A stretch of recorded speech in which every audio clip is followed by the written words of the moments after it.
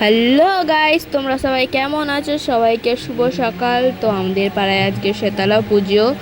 তো শীতলা পুজোর জন্য মা আমি পুজো দিতে যাবো বলে জিনিসপত্র কিনতে যাবো এখন।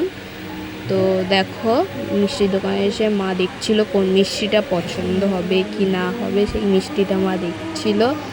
সো ফাইনালি মিষ্টি নেওয়া হয়ে গেছে। ঘরে এসে মা দেখো জিনিসপত্র গোছাচ্ছিল এইখানটায়, কী কী দিতে হয়, পাখা, 5 রকমের ফল, ডাব, মিষ্টি, দই।